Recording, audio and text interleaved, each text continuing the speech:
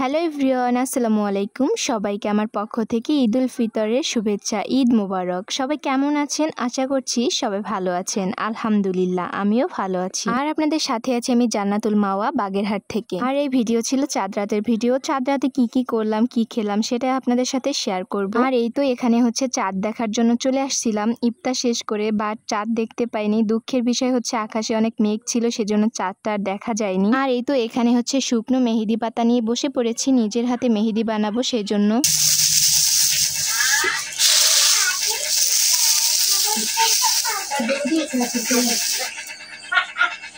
আর এই তো আপনারা দেখতেই পেলেন, মেহেদি বানানোর জন্য মেহেদি পাতাটাকে একদম শুকনো করে নিতে হবে, একদম মুচমুচে করতে হবে, তাহলে কিন্তু মেহেদিটা অনেক ভালো হবে। বেশ কিছুদিন সংরক্ষণ করেও রাখা যাবে, তাহলে কিন্তু মেহেদিটা সহজে নষ্ট হবে না। মেহেদি তৈরি করার জন্য শুকনো পাতাটাকে আগে দুমড়ে মুচড়ে নিতে হবে, মানে হাতের মধ্যে যতটা সম্ভব গুঁড়ো করে নিতে হবে। মেহেদি পাতাটাকে এভাবে হাতের সাহায্যে গুঁড়ো করে নিলে তারপরে যখন গ্রাইন্ডারে দিবেন তখন কিন্তু অনেকটা ইজি হয়ে যায় ব্লেন্ড করার জন্য। আর এই তো এখানে আমার মেহেদি পাতাটাকে হাতের সাহায্যে যতটা সম্ভব ছিল ততটা গুঁড়ো করে নিয়েছি। দেখেন অনেকটা কিন্তু গুঁড়ো হয়ে গেছে। আর এই তো এরপরে হচ্ছে আন্টির ছোট্ট একটা কিউট গ্রাইন্ডার আছে, সেই গ্রাইন্ডারের ভিতর দিয়ে মেহেদিগুলোকে একদম পারফেক্টলি গুঁড়ো করে নিব। আর আমার কাছে মনে হয় শুকনো জিনিস গুঁড়ো করার জন্য এই গ্রাইন্ডারটাই কিন্তু একদম পারফেক্ট। আর এতে করে খুব ইজিভাবে গুঁড়ো হয়ে যায় মেহেদিগুলো।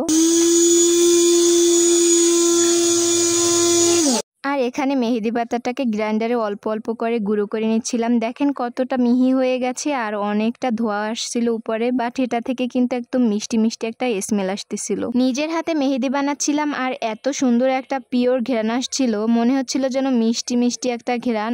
আর এই পিওর মেহেদিটার কারণেই হচ্ছে এরকমের ঘ্রাণ আসছিল, বাট রেডিমেড যে ইনস্ট্যান্ট যে মেহেদিগুলো পাওয়া যায় তাতে কিন্তু এরকমের কোনো স্মেল পাওয়া যায় না। আর মেহেদি পাতাটাকে কিন্তু আমি 2বার গ্রাইন্ডারে ব্লেন্ড করে নিয়েছি, তারপর এতটা মিহি হয়ে গেছে। আর এই মেহেদি যেহেতু হাতে ইউজ করব, সেজন্য রংটাকে গাঢ় করার জন্য 2 চামচ জিরা, 3 চামচ চা পাতা দিয়ে দিলাম। এটাকেও ব্লেন্ড করে নেব, সুন্দর করে মিহি করে মিক্স করে নেব মেহেদির সাথে। জিরা আর চা পাতাও কিন্তু গ্রাইন্ডারে মিক্স করে নিচ্ছিলাম, বাট অনেকটা আস্তে আস্তে ছিল, মানে একদম মেহেদির মতো পারফেক্টলি মিহি হচ্ছিল না। যাই হোক, অনেক কষ্ট করে অনেকবার ট্রাই করার পরে ফাইনালি মিহি করে নিলাম। দেখেন অনেকটা এখন পারফেক্টলি হয়ে গেছে। গুঁড়ো করা জিরা আর চা পাতার সাথে পরিমাণ মতো মেহেদি নিয়ে পানি দিয়ে ভালোভাবে অ্যাড করে নিব।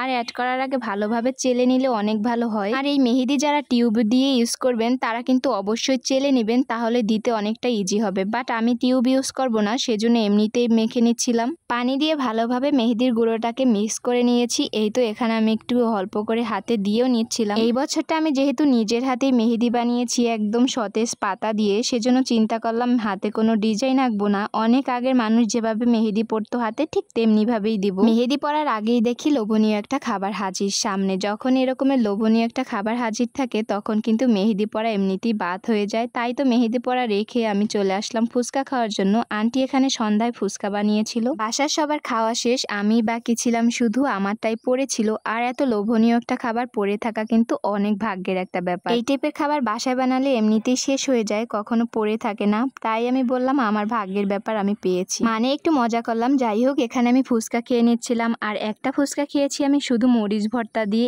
এতটাই মজা লেগেছে যা বলার মতো না। আপনারা একবার বাসায় ট্রাই করবেন, দেখবেন শুধু মরিচ ভর্তা দিয়ে ফুচকা খেতে অনেক মজার হয়। আমি তো প্রায় এভাবে ঝাল দিয়ে ফুচকা খেয়ে থাকি, কারণ আমার কাছে অনেক ভালো লাগে। আমি যেহেতু ঝাল অনেক পছন্দ করি, তাই মরিচ ভর্তা বা যে কোনো কিছু দিয়েই, মানে ঝাল ঝাল টাইপের খাবার হলেই আমার অনেক ভালো লাগে। চাঁদ রাত এমনিতেই অনেক একটা আনন্দের দিন, তার সাথে ছিল ফুচকা, মিলেমিশে একাকার হয়ে গেছিল, জমে তো ক্ষীর হয়ে গেছিল আমাদের চাঁদ রাত। যাই হোক, এবছর গ্রামে যেহেতু চাঁদ রাত কাটিয়েছি, ঈদটাও গ্রামের বাড়িতেই কাটাবো। এই বছরে ঈদটা ছিল আমার কাছে অনেক স্পেশাল, কারণ বাপের বাড়ির মানুষের সাথে ঈদ কাটাচ্ছিলাম, বাট আপনাদের ভাইয়াকে অনেক মিস করতেছিলাম। যাই হোক, এখানে আপনাদেরকে একটু মরিচ ভর্তাটা দেখিয়ে নিচ্ছিলাম। দেখেন কতটা লোভনীয় লাগতেছিল, তাই না? আর এরপরে হচ্ছে মেহেদি পরানোর পালা। আমি নিজে পরবো কি আগে ওদেরকে পরিয়ে দিচ্ছিলাম, মানে আমার ছোট ছোট কিছু ভাই বোন ছিল, তাদেরকে আগে মেহেদি দিয়ে দিচ্ছিলাম হাতে, তারপর আমি নিজেরটা দেখে নিব কখন পরা যাবে। ফাইনালি গাইস, আমিও মেহেদিটা পরে নিলাম। আর চাঁদ রাতে মেহেদি না পরলে ঈদটা কিন্তু একটু অসম্পূর্ণই থেকে যায়। আমারটা আর গ্রামীণ স্টাইলে মেহেদিটা পরে নিয়েছিলাম। যাই হোক, আপনাদের যদি আমার ভিডিও ভালো লাগে প্লিজ সবাই আমার চ্যানেলটাকে সাপোর্ট করবেন, লাইক করবেন, কমেন্ট করবেন এবং শেয়ার করতে কিন্তু ভুলবেন না। সবাই ভালো থাকবেন। ঈদ মোবারক। আসসালামু আলাইকুম।